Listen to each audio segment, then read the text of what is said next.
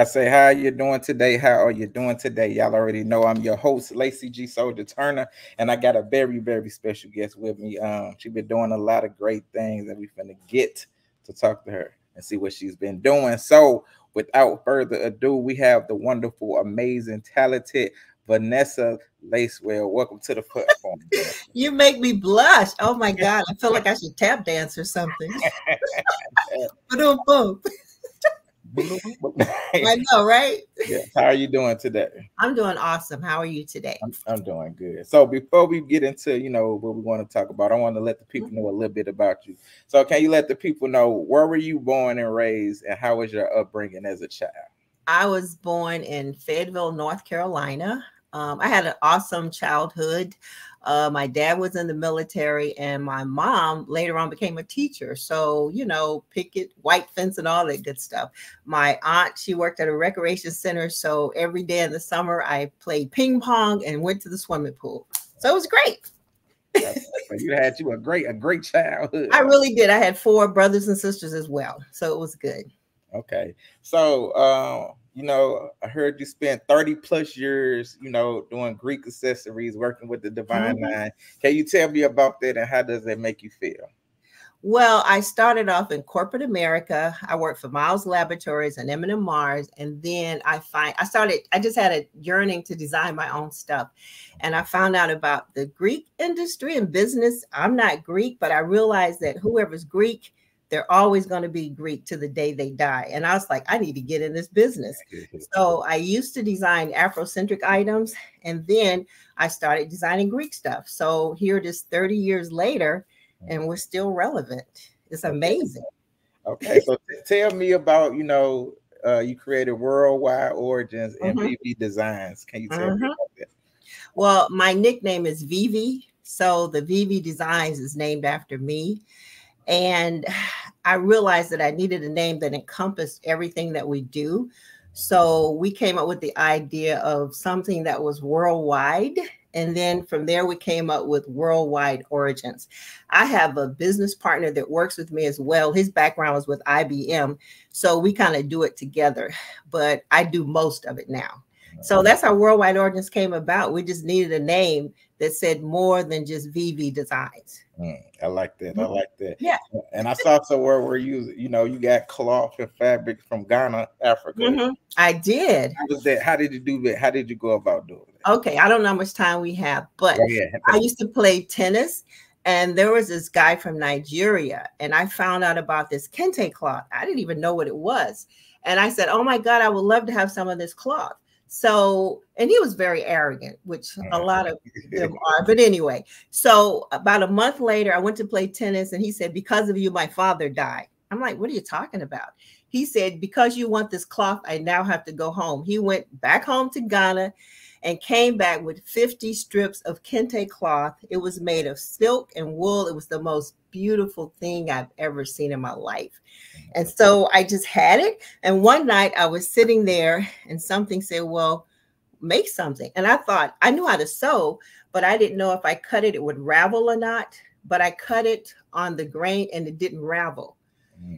And also that same night, something said, well, why don't you make a bracelet? So I cut the front fastener from a bra, which has like a little snap fastener. And I took this cloth and I ironed it. I swear this is how it happened. And I ironed it and I put it together, and I made this bracelet. And there are other people that have like kente wristbands, but I came up with the original kente wristband. Okay. And to this day, I still have some of those products, but that's how I got to making Afrocentric stuff. And then I met this guy, Warren Dobson of Dobson Products. He lives in Chicago. And he's like, I saw him at a show and he was wearing one of my bracelets. And he's like, "You made this?" And I was like, "Yeah." He said, "Oh my God." So long story short, he said, "You got to go to New York." He said, "If you got products, you have to test it in New York." I moved to Chicago and studied under him. And I took my product to New York, and everything I'd made, everything sold out. Hey, we don't have enough time for my story. We really don't. Okay. So I'm just going to leave it at that. And I started doing Greek stuff because I'm an opportunist. Well, let me digress. Before that, there was a guy from Batesville Casket Company. And I met him, and he wanted me to design the inside of coffins using my fabric. But I realized that Batesville is the largest casket country in this company. And once he got my ideas, that he would have no more use for me. So I didn't do that. But then I found out about the Greek industry, and that's when I started doing Greek stuff. Okay, look at that. She is the originator. Yeah, the originator. I know, right? I know. So look, I know you spoke on this a little bit, but I know you be doing trade shows, conferences with the Greek organizations each year. How does that make you feel in meeting the different people and then getting to test your products on them? It's amazing because every dollar I make comes from my people.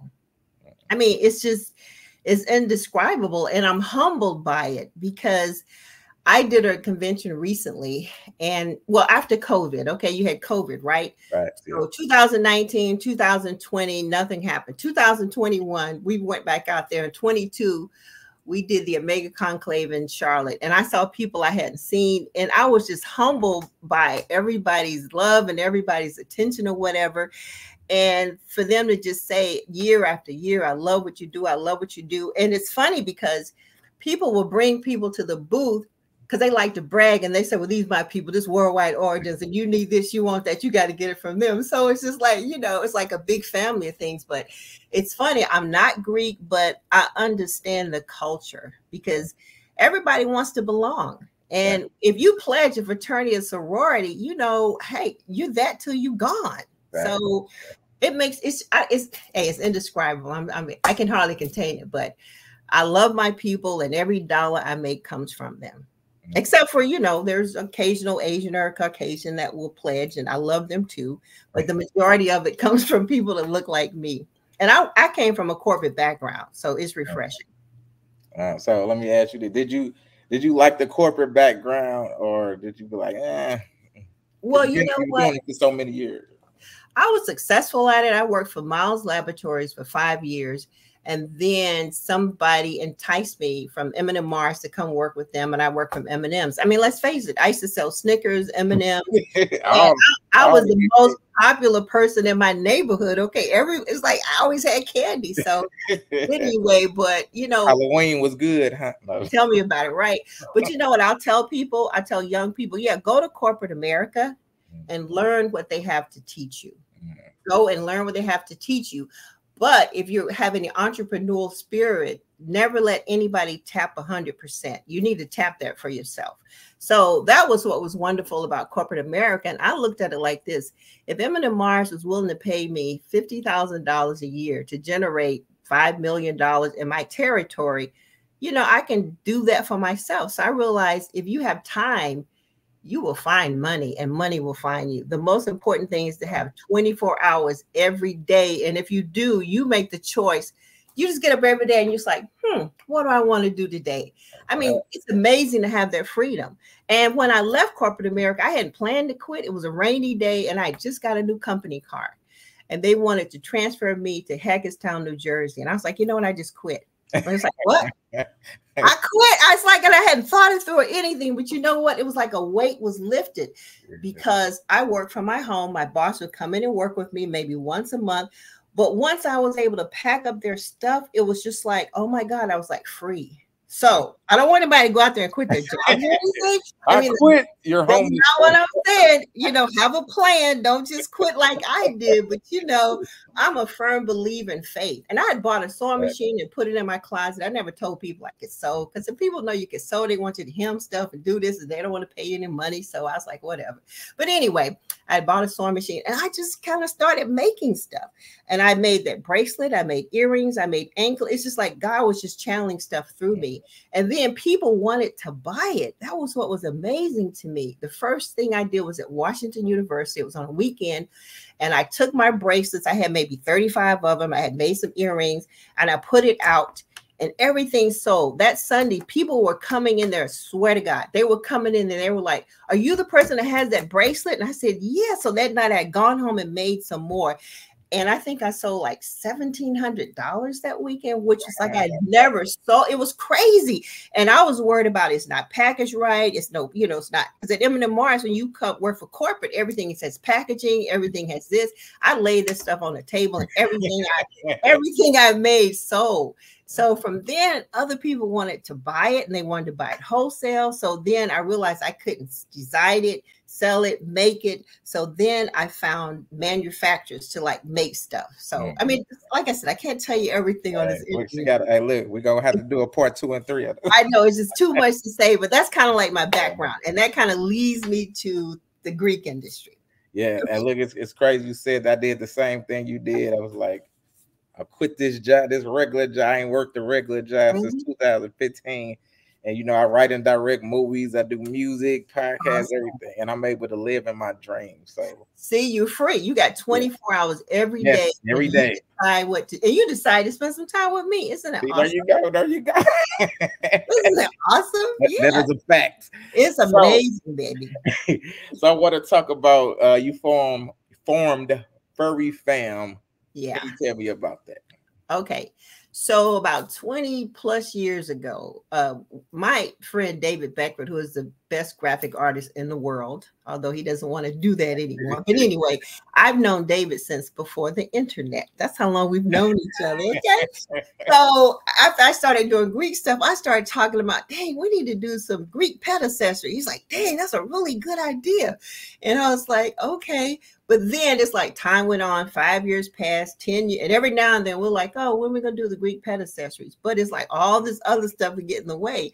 And then, of course, the Greek business, I mean, the pet accessory business is like 28 point something billion a year. So every time I would research it, I was like, oh, we can't do this. It's, you know, it's too much. It's too big. And it's like, where do we start? And every time I would do research, because what I do is I do new product development and design and creation in my company. Every time I would look at it, I'd be like, oh, we can't do this. Where do we start? So here it is like years later. And David's son, Emil, said to him, he's like, Greek pet accessories. Y'all were talking about that when I was 3 years old. I was like, yeah, we were. So last year I told David, I said, David, if we're going to do it, we got to do it now, period. So I started doing research overseas to find companies to make it. And I said, okay, we're going to narrow it down to like collars, leashes, stuff like that. I wanted to do like bowls and all kind of stuff. I was like, it's just too much. So David said, he called me, he said, I got a name. I was like, okay, what? He said, Furry Fam. I was like, okay, I like that. So, because you know, we can't use the symbols, we use the colors or whatever. So we decided to call it Furry Fam, which he came up with that name. And then I said, okay, we're going to step out on a limb. So we did purple and gold, black and gold, pink and green, red and white, and blue and white. So now we have accessories in Greek colors. Yeah, you can go buy a red collar, you can buy a purple collar, but you can't buy a pink and green. You can't buy a royal blue and white combo. So our products are, and I have 2 dogs. I've had dogs for like 20 years. And when I thought is I didn't have any pets. But anyway, so I know about quality and I know what you need, what pets use, you know, what makes sense. And I tried on my dogs and they just look like adorable. So I look at the way that people in a sorority or fraternity embrace their colors and their symbols. And there's no way that they're going to be able to resist our products. I mean, they're super cute and super awesome. So that's how Furry Fam came about. But it's been in the making, and we have no idea how it's going to be received. But I know if I were Delta, and if I saw something in red and white that was as cute as what we have, I want to buy it. So we're banking on the fact that the way they embrace their colors for themselves and their children and their home and their car, that want to do the same thing for their pets. What do you think? You think it's a good idea? I definitely think. Let me bring me to my next question. You said this a little bit. So, what is the target audience for Furry Fam? It is people who have already embraced a sorority or a fraternity and the colors and want to express those colors on their pets. Okay. It's like if you go into somebody's home and they're Delta, you can tell they're Delta when you enter the house. If you go into somebody's house and they're a Mega, you know it's a cute living here. Okay. Because it's purple and gold everywhere. So like I said, I look at the colors that they have, and the colors are so vibrant and so beautiful. It's kind of like once the AKA sees this leash or this harness is pink and green, she's going to see her colors. So our target audience, and it doesn't have to be just Black Greeks. You know, Greeks, those colors are used worldwide all over the country for people that are Greek. But the thing that makes them cute is we've identified that this is for your pet. And we have the color combinations, and we have the furry fam. So it's like, it's for your furry family people. So that's our target audience, people that want to embrace and identify with those colors. So, I mean, it's like, if you look at the colors and you don't see anything, it's like, you're probably not Greek, right? I mean, unless your favorite color is blue, then you'll like blue, or your favorite color is red. But I have a friend that's a Delta, and honey, her car is red. She got a crimson one and a red one. I mean, I'm being honest. I mean, I'm just telling the truth. She's got a room in her house. Everything is red and white from the carpet to the floor. She doesn't have any pets, unfortunately. But if she did, I guarantee you she'd want the Furry Fam red and white harness, red and white leash, red and white collar. Okay. So we're going to put it out there. We're going to put it out there with all the other stuff that we sell, and throw it against the wall, and hopefully it'll stick. That's where we are. All right, Miss Vanessa. So one more time, though, what value does this bring? You know, I want people to really get this. What value does Furry Fam bring? Well, the thing is I'm a person that I've had pets for 20 years. The quality is there, you know, and what you need if you want to harness your dog. All of my dogs have gone through PetSmart's training. Okay, so if you have an animal and you walk your dog, you need to have a poop bag cover. Okay, so I mean, if you're gonna walk a dog, you need to pick up after your dog. So what I've done is identify products that I know that people who love their pets and maybe treat them like family are going to want good quality products for their pets. I mean, because you can buy some stuff, you can run in the store and just buy something that's like $4 or $5, $6. Even a Dollar Tree probably has some stuff. But I just noticed in PetSmart, Disney has a display. And I could not believe it. When I walked in, they have a harness, a leash, a collar, and a poop. The same 4 items we have. I don't know how this happened because I didn't know, but you can buy it in Mickey Mouse on one side. One side is Donald Duck. One side is Minnie Mouse. And those are super, super, super cute and kind of expensive. But I looked at the quality of theirs and I compared ours. Ours is just as good as not better. Okay. So you're going to be able to buy good quality products for your pets, and you'll be able to represent yourself and your organization while doing so.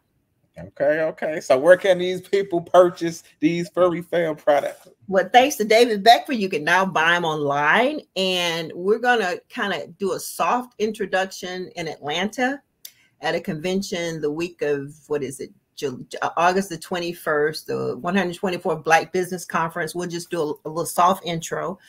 Other than that, we got a marketing plan for the internet, and every Greek show or event that we do, you'll be able to buy Furry Fam. Okay. Listen. So I'll be at the Kappa National Conclave next year. I'll be at the Sigma Conclave. I'll be at the Alpha National Convention in Philadelphia. I'll be at various district meetings and regional meetings throughout the spring where you see worldwide origins. You'll see Furry Fam. Look, they finna be rich. Yeah, loan me $1 million. I can. I would love to be able to do that. You know, it's better to give than receive. I'm just playing with you, unless you're gonna give it to me. You never know. You never know. I just messing with you. So, look, you've been doing a lot of things on your journey. What would you say has been your greatest challenge? Greatest challenge. Well, you know, when I first started out, since I came from a corporate background, my family, they were like, what, you quitting? They're like, it's no more Snickers, it's no more this. The hardest thing was for people to accept the fact that I was going to be an entrepreneur. Oh my God. Because you lose people. It's kind of like when people get divorced or whatever, other people want to kind of like get away from it because they think it's contagious. Yeah. So when you quit your job and you want to be an entrepreneur, you got to seek out other people that are entrepreneurs. You ought to know that, right? Because if you don't, the other people that are still in corporate America, they cannot relate. They don't understand where you're coming from. They think you lost your mind, and they're thinking about, we don't get no more Snickers. So I would say one of the greatest challenges was seeking out like minds like mine. And David Beckford was one of those people. Okay. He was one of those people. But that was like a hard challenge for me, just like when I first made the change. So did you find that to be true for you as well? Yeah, definitely. Yep. I lost even as I've been doing this now, getting more successful, a lot of people have just fell off. People that, you know, like you said, that they don't feel like they can relate to you, or they don't understand you. Like, so definitely. So, but yeah, salute to you and David though. So on the flip side of that, what would you say has been your greatest accomplishment? Well, I don't know if it's accomplishment, but I think one of the best things in my life has been, and it probably is going to sound corny, is to serve. It's like when I would design new stuff, I would think like this. I'd be like, oh my God, the stuff that they're buying, they're going to take it home and they're going to put the ties in their closet and the jewelry in their drawers. And it's like, I become part of these people's lives. And my business partners be like, oh my God, what are you talking about? But that's the way I felt. So what I realize is I'm still in business because I'm a servant. And when they say that it's a blessing to serve, and it's a gift to serve, it really is true. And anybody that works in our company, they feel the same way. It's like you leave your ego outside, and when you get at a trade show or whatever, it's all about that person. And if you talk to anybody in the industry that knows us, they'll say that about us. You know, it's like, man, they got great people or whatever, because we love what we do and we love to serve. So that's been the greatest thing in my life, is to still be relevant and to still matter to people. So that's it. I'm kind of a corny person, but that's I like that. I love them answers. So, Ms. Vanessa, let the people know how they can get in contact with you if they want to reach you. Okay, you can see us on the web at www.worldwideorigins.com. Let's see. Sorry, didn't mean to smack. Phone number 314-749-2534. Yes, I still have a St. Louis phone number. Once again, 314-749-2534. WorldWideOrigins1@gmail.com. Just type in Worldwide Origins, will come up. And we'd love to hear from you. Okay. So my last question before we get out of here that I love to ask all my guests. Lord, here we go. What? When it is all said and done, and you are long gone from this earth, what is it that you want the people to know about Vanessa Lacewell? That I was a good person, that I had a great smile, and that I cared about people. You know, it's like I used to think I want to be liked, but everybody's not going to like you. It was funny.